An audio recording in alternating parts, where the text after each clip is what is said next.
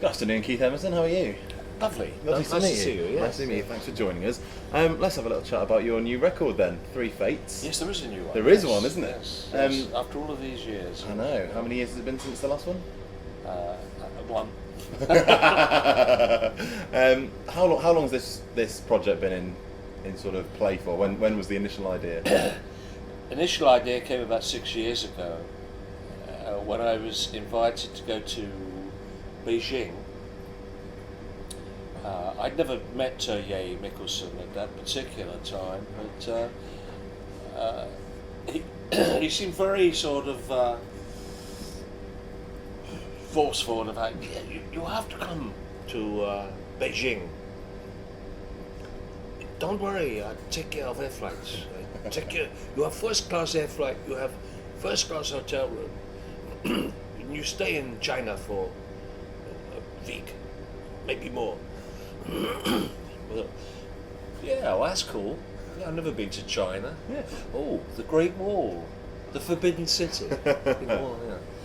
So I said, what's this all about? So he said, well, we are amalgamating or putting your piano concerto together with a Chinese composer who's written the Yellow River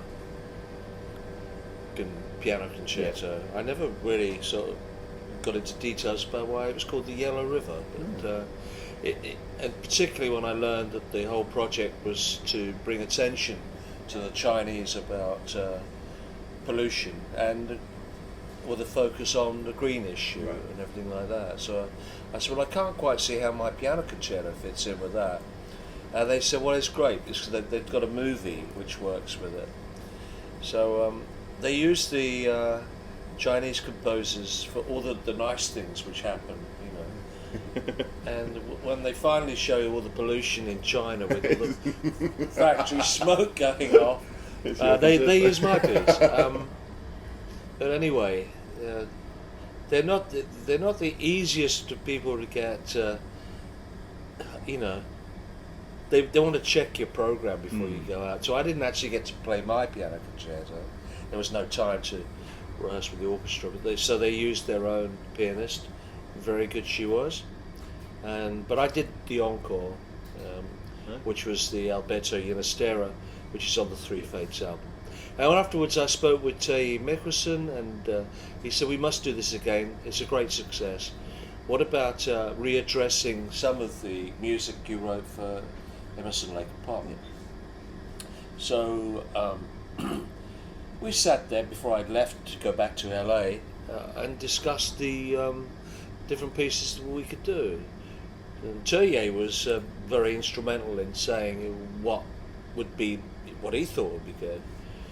Started listing them off, and Tarkus was amongst them. And I said, well, you're going to have a great difficulty getting them to play that. He said, no, don't worry, we do it.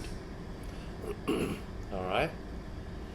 So when I started, I collaborated with a bunch of Scandinavian arrangers, which were really very, very good. We basically corresponded from that first meeting with Terje in Beijing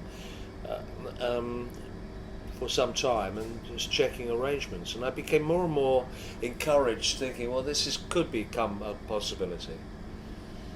But I said, well, let's do. We need some original music as well. So I just recorded a piano solo of mine, and I thought, well, that'd be really beautiful if it's orchestrated. So I had the manuscript already written out, so that went to Scandinavia, and the arrangers said about that, and and I said, well, I learned that Mark Benia, the guitar player, had some original pieces as well, some of which he'd actually recorded some years earlier with his band, which he now wanted to play with the orchestra as well. So that's really how it came about. And to avoid confusion, on the album it's called The Endless Enigma Suite, there are lots of different things in there. There are no vocals, and Charcas is called the Charcas Concertante. Just to differentiate. Huh? Just to differentiate it from the originals, is that? Yes, yes. I mean, it obviously is that, and I based it upon my piano solo transcription. So it's obvious that it is Tarkus, but it's a lot different. It's in a different form, isn't it? Completely different form. What are you planning to do now? Is this going to go on tour? Are you going to tour this record? Are you going to get the orchestra? Touring with an orchestra is not an easy. No, absolutely not. Expensive. Yeah. I've learned that lesson. Well, you've done that before, haven't you? I've done it before. Yes. Well, I've been doing it since 1968 or something. When I worked with orchestras and did the crossover thing then, or back then it was called mixed media. But no, now it's. I don't think I've actually learnt my lesson. It is still an expensive thing, but there are certain ways of going about it, whereby the orchestra can play it in one major city, and then I tour with my own band for 10 days or something, until you get to the next major city where there's another orchestra. Sure. And you just do it the local orchestra of that city. Yeah, I mean, obviously you take your first violinist, you take the first horns, all the key members. So it speeds up the rehearsal process. But then you pick up you have a fixer or whatever, handpick the rest of the orchestra. So it's something you're looking at doing with Three Fates, is it? Well, I think that would be a better way to go. It would be more feasible that way. I mean, I think everybody really knows how difficult it is to keep the boat afloat. And that's why most of my contemporary players and bands, you've got to do the obligatory meet and greet thing at the end of doing a 2-hour show, and then get on the road, and you've got the whole audience to sit there and sign autographs for. It's a long process, isn't it? Yeah, but you're pretty tired, It really.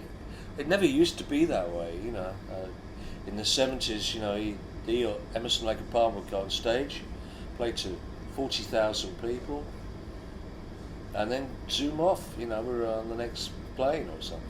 Do you miss that? It being different like that? Not really, no.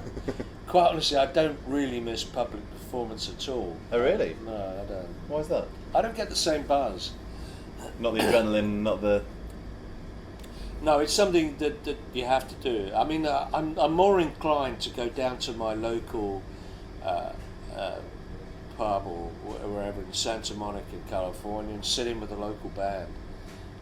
And I do that automatically. I don't get paid for it. So I get more fun out of that. So you prefer just to sort of jam with local musicians and do different bits like that rather than go into an arena and... Yeah, I just want some diversion. I remember Eric Clapton saying that when he played it down at his local pub, just jammed. I mean, of course, the pub was packed, and the landlord gave him £10 at the end. And he thought that was so great. That was the most precious £10 he'd ever had. Because when you're touring, you don't see any of the money or anything like that. It just goes to an accountant and then the tax man, and you don't get to learn really if the tour was a success, or well, you certainly do if things are going wrong with the tour. Then you have to make an immediate correction. So how different? I mean, so when you started in the 60s with the Nice, did you ever imagine that you'd still be recording stuff 40 odd years later? And when you started back there, was that something you thought about then? Not really. I just wondered, well, if it doesn't work, what the hell am I going to do? What was your backup? I didn't have one. It's worked out all right then, hasn't it? Probably go back to work in the bank in Worthing or something. So how different is it in terms of your lifestyle and how it fits in with what you do, being a sort of a professional musician? Well, it's not easy. You really have to keep a lot of things on the back burner, and don't sort of say, "Look, let's finish with that one." You know, keep all your options open. You know, and I'm sort of very fortunate in the way that I'm quite adaptable to pretty much most forms of music, and being able to read music and write it is a plus. You know, there's a lot of people in the music industry today don't read. You know, it's all head arrangements. So yeah. When you're writing it, do you write on manuscript paper with a pencil, or do you do it on a computer, or what's your sort of method? I don't know how to use computers. No, I write it the traditional manner. 4B pencil, Yep. manuscript paper. Yep. Yes, I'm good to go. No, excellent. And a rubber. Must have the rubber. That's crucial, isn't it? I was actually talking about adapting to sort of more modern things. I noticed you're on Twitter, you're on Facebook. How's all that Twitter on Facebook and your social media? How's that been? How did you find it? I don't know. My girlfriend does that in Okay. Santa Monica. I don't understand what Twitter is. You've got a Twitter account though, haven't you? No. I'm No, sure I you don't. have. No, she There's has. something with okay. No, the girlfriend. Runs for you. Huh? That she runs for you. Yeah, I'd never asked her to do it. You know, I mean, I was like, what the hell are you doing?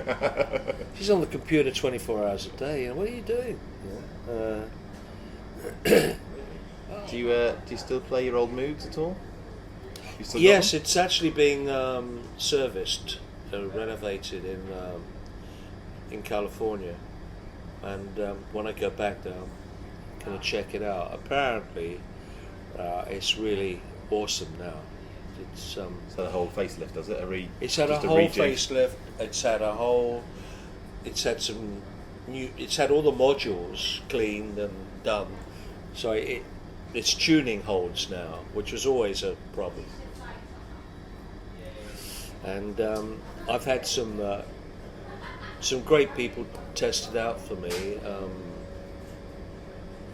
There's a girl actually, which I haven't yet met. She's blind, Rachel Flowers, and she's actually on YouTube, and like a brilliant player. And so I wrote to her and I said, Rachel, she's only about 18 or something, or 16 or something. She's very young, and but a brilliant player. You know, blind. So I thought, well, what a great idea. She's in California, I'll have her go over and check it out. Wow. And you can see it on YouTube, actually. You go to Keith Emerson and Rachel Flowers. Yeah, she's amazing pianist. Keith Emerson, thank you very much. We'll leave it there. The record's out on the 19th of November. 19th of November. 19th of November, Yes. that's the new date. Order it now. You can't buy this in the shops. It's crap. Keith, thank you very much. Thanks very much. Cheers. Cheers, James. Have it. Lovely. Get that off there.